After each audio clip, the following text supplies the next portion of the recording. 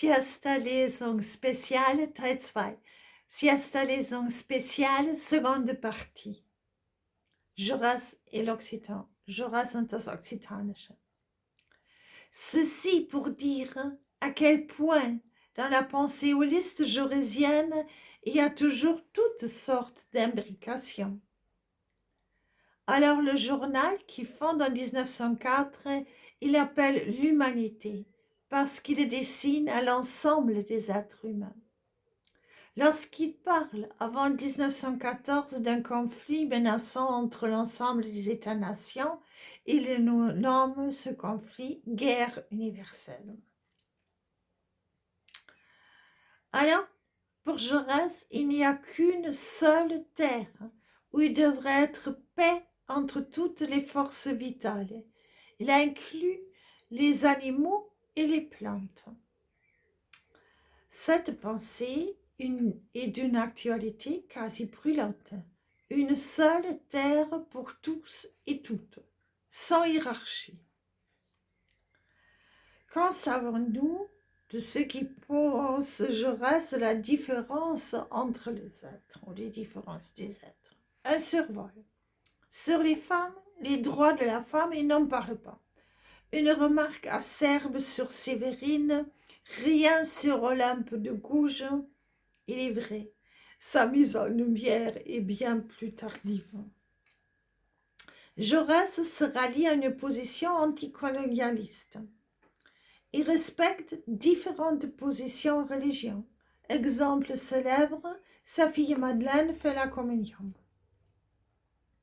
Jaurès opte pour la défense d'Alfred Dreyfus, nonobstant les critiques à l'intérieur de la gauche. Dreyfus ne remplirait pas les critères de lutte de classe. Jaurès rétorque que lui, Dreyfus, y remplit les critères d'avoir besoin de soutien dans une lutte pour la justice. Il serait intéressant de perspectiver en détail les positions de Jaurès avec celles d'Achille Mbembe, notamment dans la communauté terrestre parue en 2023. Quant au savoir, pour tous et appartenant à tous, Jaurès développe la thèse qu'il n'y a qu'une seule et unique culture de valeur, pour tous et toutes. Ceci dans la conférence L'art et le socialisme, publiée dans la revue socialiste en mai 1900. Il s'agit d'une confrontation avec Jules Guesde, qui lui soutient qu'il y a une culture bourgeoise, par exemple. Jaurès explique que la bourgeoisie, comme d'autres classes à d'autres moments historiques, a le privilège de connaître les trésors culturels, mais que ces trésors ne lui appartiennent pas pour autant. La bourgeoisie représente l'ensemble des êtres et il faut faire en sorte que tous puissent goûter l'ensemble de la culture et la faire progresser ensemble. Il en est de même pour la langue. Les langues, elles ne sont à personne.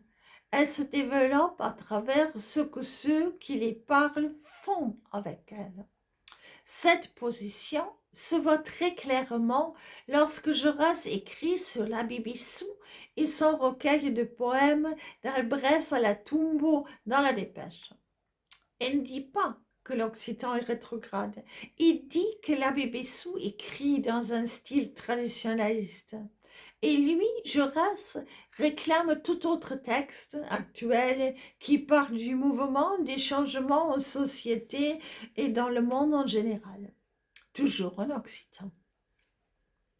Il ne faut pas faire greffe à Jaurès d'utiliser le terme de patois, qui soit s'est développé avec la politique linguistique de l'État français à travers les siècles. Ce terme fut même utilisé par des linguistes distingués encore au milieu du XXe siècle.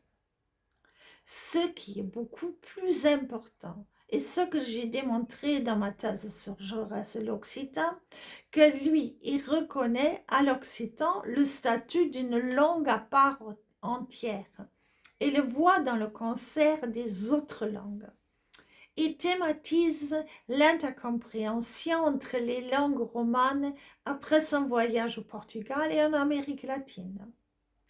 Gaston Louis Marchal a fait, dans les années 1980, un dessin de Jaurès scrutant un t-shirt avec une grande croix occitane imprimée dessus, qui porte le titre « Me cai mestre aquest vestit ».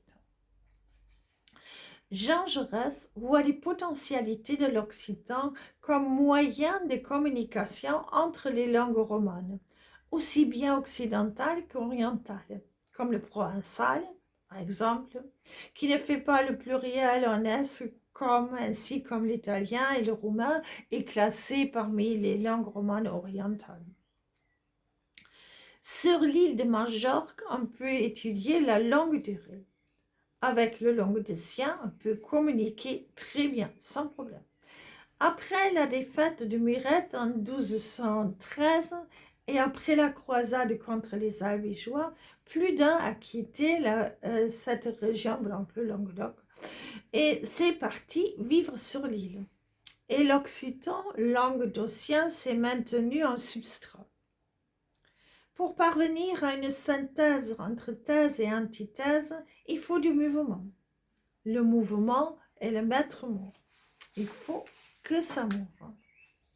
Lisez, relisez Jaurès. Les textes vous plairont et vous feront réfléchir. Vous pouvez me contacter par email si vous le désirez. Ik ook ben, aliosiat, Rick.